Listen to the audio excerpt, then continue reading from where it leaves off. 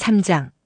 느스남의 미학을 처음 발견했을 때 완벽이라는 짐을 지고 평생을 다른박질 치던 나에게 느스남이라는 단어는 마치 불경스러운 단어처럼 느껴졌었다. 그것은 곧 게으름이었고 나태함이었으며 실패의 다른 이름이었으니까. 50대 중반에 이르러서야 나는 아주 우연하고 사소한 사건을 통해 그 느스남 속에 숨겨진 미학을 처음 발견하게 되었다. 1. 망친 김밥이 가르쳐준 진실.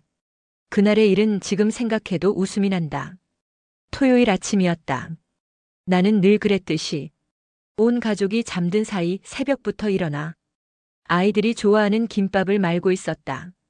내 김밥은 늘 꼬마 김밥처럼 작고 단단하며 밥알 하나 밖으로 튀어나오지 않는 완벽한 모양새를 자랑했었다. 그것이 나의 자부심이었다. 그런데 그날은 이상하게 몸이 천근만근 무거웠다. 아마 전날 밤늦게까지 밀린 집안일을 하느라 제대로 잠을 못 잤던 탓이리라. 속재료를 다 넣고 김을 말아가는 순간 아! 하는 짧은 탄식과 함께 김이 찢어지고 밥알이 와르르 쏟아져 나왔다. 내 손이 떨리고 있었던 것이다. 나는 그 망가진 김밥을 보자마자 순간적으로 화가 치밀어 올랐다. 김밥 하나도 제대로 못 마는 내가 한심했고 이 완벽하지 못한 결과물을 가족들에게 내어놓아야 한다는 사실이 자존심 상했다. 정말 솔직히 말하면 망친 김밥 한 줄 앞에서 나는 실패한 엄마가 된 기분이었다. 그때 거실에서 늦잠 자다 나온 남편이 부스스한 머리로 다가와 그 꼴을 보더니 깔깔 웃기 시작하는 게 아닌가. 와 여보, 이건 괴물이 말았나? 김밥이 아니라 김밥이 탈출하려고 발버둥 친 모양이네. 나는 순간적으로 정색하며 웃지 마요. 라고 소리치려 했지만 남편은 이미 망가진 김밥 한 조각을 집어들고는 입에 넣더니 근데 맛은 또 엄청 좋네. 하고 능글맞게 칭찬하는 것이었다. 이 깨어진 완벽함 속의 살. 남편은 망가진 김밥을 보며 아무렇지도 않게 웃었고 그것을 맛있다며 먹었다. 나에게는 세상의 종말처럼 느껴졌던 그 불완전함이 남편에게는 그저 재미있는 아침 해프닝 그 이상도 이하도 아니었다. 그때 나는 망치처럼 머리를 한 대 얻어맞은 기분이었다. 나는 완벽해야 한다고 스스로를 괴롭혔는데 내가 아닌 다른 사람들은 그 완벽함의 부재에 대해 아무런 관심도 없었구나. 그들은 완벽한 모양새 대신 그저 따뜻한 밥과 함께하는 순간을 원했을 뿐이었는데 말이다. 나는 김밥을 마는 내내 이것은 내 실력의 증명이다라고 생각했지만 남편과 아이들에게 김밥은 그저 엄마가 해준 아침이었다. 나는 밥알 하나가 튀어나오는 것을 용납하지 못했지만 남편은 그 튀어나온 밥알을 보며 웃었다. 그날 아침 나는 나머지 김밥을 대충대충 말았다. 그래, 정말 대충 말았다. 밥알이 조금 삐져나오면 손으로 꾹 눌러 담았고 모양이 예쁘지 않으면 그냥 그대로 썰었다. 놀랍게도 아무도 지적하지 않았다. 아니, 오히려 아이는 엄마, 이 김밥은 왜 이렇게 웃기게 생겼어? 하면서 더 재미있어 하며 먹는 것이 아닌가. 이건 엄마가 너무 피곤해서 대충 만든 김밥이야. 나는 처음으로 솔직하게 대답했다. 아이는 해맑게 웃으며 그래도 맛있어. 라고 했다. 3. 대충의 용기 그리고 해방감. 그때 내 가슴 속에서 무언가 단단했던 것이 톡 하고 깨지는 소리를 들었다.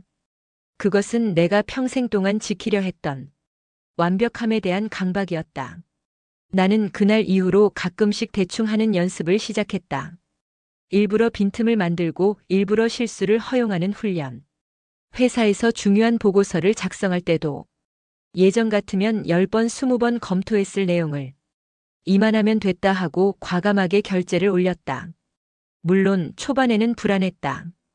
혹시 실수해서 큰일이 나면 어쩌나, 내 명성에 흠집이 생기면 어쩌나.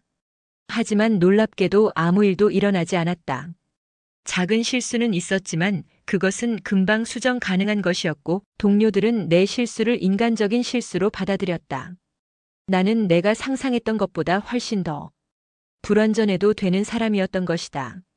그리고 그 대충의 용기가 가져다준 가장 큰 선물은 바로 시간이었다. 완벽을 추구하며 낭비했던 시간들을 나는 이제 나를 위해 쓸 수 있게 되었다. 오랜만에 낮잠을 자기도 하고 뜨거운 커피 한 잔을 들고 창밖을 멍하니 바라보기도 했다. 이런 사소한 느슨함 속에서 나는 처음으로 내 안의 공허함을 채우는 법을 배우기 시작했다. 4. 나이 들미 준 가장 큰 선물. 생각해보면 이 느슨함의 미학은 어쩌면 나이 들미 우리에게 주는 가장 큰 선물인지도 모른다. 젊은 날에는 모든 것을 증명해야 했다. 능력, 열정, 심지어 모성애까지도. 그래서 우리는 스스로를 쥐어짜며 살았지. 하지만 50대, 60대가 되니 이제 더 이상 누구에게도 나를 증명할 필요가 없어졌다. 내가 어떤 삶을 살아왔는지는 내 주름진 손과 가족들의 눈빛, 그리고 내가 걸어온 시간들이 이미 증명해주고 있으니까. 한 번은 친구가 내게 말했다. 요즘은 그냥 살아. 예전에는 설거지 하나도 각 잡고 했는데 이제는 그냥 쌓아두고 다음날 아침에 해. 그 말을 들었을 때 나는 친구를 비난하는 대신 진심으로 고개를 끄덕일 수 있었다. 그것은 포기가 아니었다. 덜 중요한 것들을 기꺼이 놓아줄 줄 아는 삶의 지혜였던 것이다. 우리가 완벽하게 해내려 했던 수많은 일들 중에서 정말 우리 삶의 본질을 차지하는 것은 과연 얼마나 될까? 대부분은 타인의 시선이나 스스로 만들어낸 불필요한 의무감이었을 테지. 느슨함은 그 불필요한 의무감들을 풀어헤치고 진짜 나에게 중요한 것을 발견하게 해주는 아주 고마운 도구였다. 5. 여백을 만드는 용기. 내 삶을 하나의 도화지라고 생각해보니 예전에 내 삶은 여백 없이 빽빽하게 모든 칸을 채워 넣으려 했던 그림 같았다. 빈틈이 없어야만 완벽하다고 믿었으니까. 하지만 여백이 없는 그림은 숨막히지 않던가. 숨통을 틔워주는 공기와 빛이 있어야 비로소 그림 속의 대상들이 살아 숨쉬는 것처럼 우리 삶에도 여백이 필요하다. 그 여백은 바로 느슨함에서 온다. 청소를 하루쯤 미루는 여백, 아이에게 완벽한 답변 대신 엄마도 잘 모르겠네 하고 솔직하게 말할 수 있는 여백, 남편에게 힘든 하루를 여과 없이 털어놓을 수 있는 여백.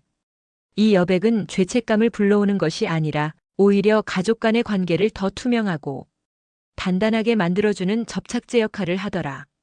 왜냐하면 그 여백 속에서 가족들은 비로소 나의 불완전한 인간적인 모습을 있는 그대로 사랑할 수 있게 되었으니까.